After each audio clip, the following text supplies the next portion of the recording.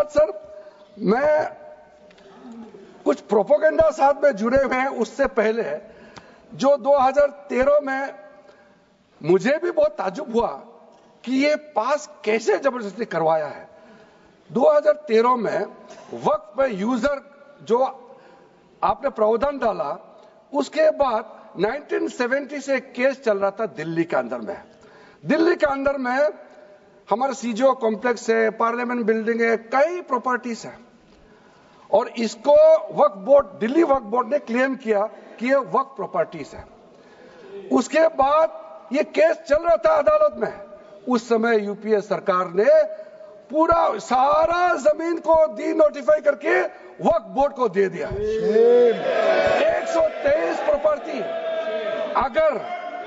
अगर आज हम ये संशोधन लेके नहीं आते तो जिस सदन में हम बैठे हैं, ये पार्लियामेंट बिल्डिंग, इसको भी क्लेम किया जा रहा था।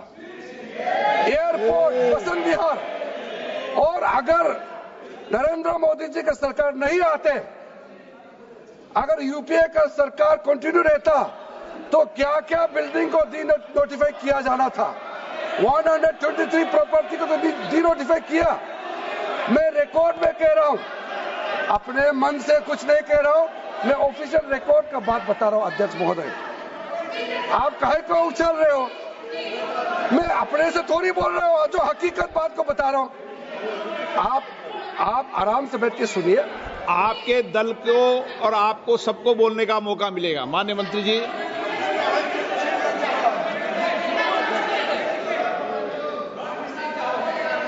सर, मैं फिर से कह रहा हूं, मैं एक शब्द अपने ओर से नहीं कह रहा हूं, जो घटना है, जो हकीकत है, यही कह रहा हूं।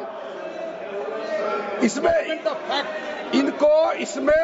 इतना उछालने का, उत्तेजित होने का कोई मतलब ही नहीं है सर।